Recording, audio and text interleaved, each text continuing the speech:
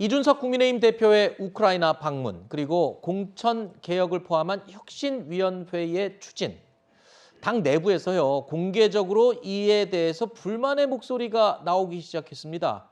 첫 스타트를 끄는 건 친윤으로 분류되는 중진 정진석 국회 부의장입니다.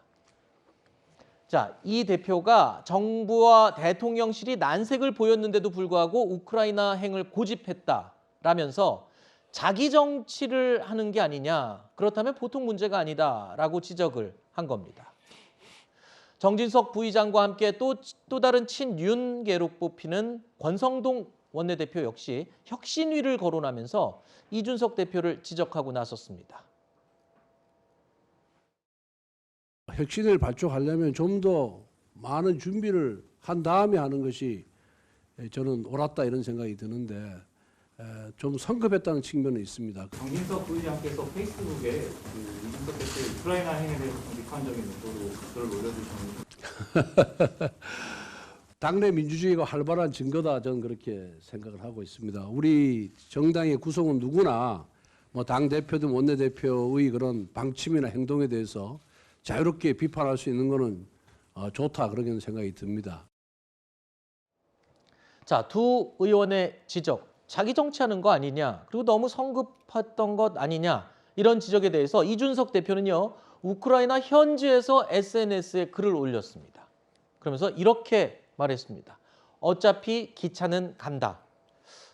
과거에 홍준표 대구시장 당선인이 여러 번 했던 말이기도 한데, 자, 이준석 대표의 반응을 듣게 된 정진석 부의장, 당의 최고참으로서 어리고 젊은 정치인의 말을 웃어 넘겨야 할지 어떻게 하겠냐라는 반응을 보였습니다.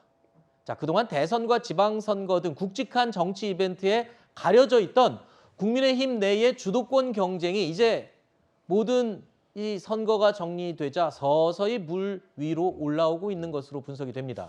그러니까 뭐 이제 향후에 있을 다음 선거는 2년 후에 있을 국회의원 선거고요. 그리고 이제 내년에 이제 당대표 선거가 있는 그런 상황 아니겠습니까? 당내에서. 이게 선거 전까지는 당내 파열음이 나오면 나올수록 당에 해를 끼치게 되고, 그 해를 끼치게 되면 결국 문제를 제기하는 쪽에서 훨씬 더 많은 비판을 감수해야 되는 상황이었기 때문에 그간은 없었죠. 근데 이제 지방선거도 국민의 입장에서 승리로 끝이 난 상황이고, 또 내년 이제 당대표 선거 앞에서 당권 경쟁이 본격화되는 것인데, 뭐 아직까지는 이게 파열음이다 정도는 아니고 견제구를 그렇죠. 던지기 시작했다. 네. 이 정도로 보시면 될 것 같은데, 일단 지금 뭐 혁신위에서 논의하는 게 공천 관련 혁신 부분이란 말이에요. 그게 결국 내년에 당대표가 가져야 될 공천권하고 좀 연계가 되어 있는 부분이 있으니까 그 부분을 굉장히 예민하게 보고 있는 것 같고, 또 지금 이제 이준석 대표가 지금 우크라이나에 가 있는 상황 아니겠습니까? 이 부분도 도대체 왜 갔는지 모르겠다. 이게 결국은 자기 정치하려는 것 아니냐. 일단은 지금 현 시점에서는 양쪽이 견제구를 던지고 있는 거고, 이준석 대표는 어차피 기차는 간다라는 표현, 그러니까 옆에서 뭐라 하든 나는 내 갈 길 갈 거니까 알아서들 하세요. 이런 정도로 현재까지는 이게 좀 다툼이 이제 시작돼 가는 그런 과정으로 그렇게 평가하면 될 것 같습니다. 자, 국민의힘 1호 혁신위원이죠. 천하람 위원은 이른바 친윤 의원들의 이러한 비판의 목소리에 대해서 이렇게 반박했습니다. 선거 때는 이준석 대표의 이런 이슈 주도권이 우리한테 도움이 되니까 그거는 이제 쪽쪽 빨아먹다가 선거 끝나고 나서는 뭐 너무 자기만 주목받는 거 아니야? 자기 정치하는 거 아니야? 이거는 저는 좀 앞뒤가 안 맞는 태도라고 생각하고요. 자, 천하람 위원의 말은 이렇습니다. 그러니까 지금 친윤계가 비판하는 자기 정치하는 거 아니냐, 이 말은 말도 안 되고 오히려 이준석 대표가 가지고 있는 이슈를 주도하는 능력 중에 하나일 뿐이다. 이렇게 지금 옹호를 하는 거죠.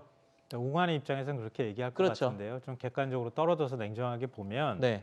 이준석 대표랑 같이 가기 어렵다라고 하는 신호를 계속 주고 있는 거예요. 그러니까 지난 대선 기간 동안에 이른바 2번의 가출이 있었잖아요. 마지막엔 당대표 그만둘 뻔도 했었어요. 그랬죠. 그 당시 윤석열 후보가 사실 국회 가가지고 뭐 포옹하는 장면 만들고 난 다음에 겨우 봉합을 했는데요. 그 이후에 사실은 서로 간의 감정의 골이 굉장히 깊어져 있는 상황이란 말이에요. 근데 윤석열 대통령 임기 시작하고요. 윤석열 정부 출범했는데 여당 당대표 협조가 그 무엇보다도 호흡이 잘 맞아야 된다고 하는 인식을 갖고 있단 말이에요. 네. 근데 이준석 대표가 그럴 의사가 사실은 별로 없어 보이잖아요. 그러니까 어찌 보면 성비위 문제로 윤리위에 징계안건 상정하는 것으로 일단 걸어놓고 그 다음에 이준석 대표가 어떻게 할지 보겠다고 하는 그런 탐색전을 벌여왔다고 저는 생각하는데 이제 안 되겠다. 24일 날 윤리위 연다는 거 아닙니까? 네. 만약에 거기서 당원권 징계 나오잖아요. 그럼 당대표 그만둬야 돼요. 자칫하면 거기까지 갈 수 있는 상황인 겁니다. 그러니까 이준석 대표가 왜 그거 모르겠어요. 그러니까 더 강하게 드라이브 걸고 나가는 겁니다. 그래서 혁신이 구성하고 그리고 우크라이나 가고 네. 이런 행보들 나는 내 갈 길 가겠다. 네. 한번 흔들어 봐라. 이렇게 보이니까 오히려 더 불편해지는 상황이다. 그러니까 지금 국민의힘도 뭐 민주당도 지금 개파 갈등 여러 가지 얘기 나오고 있지만 폭풍 전야인 것만은 틀림이 없다 이렇게 생각합니다. 네.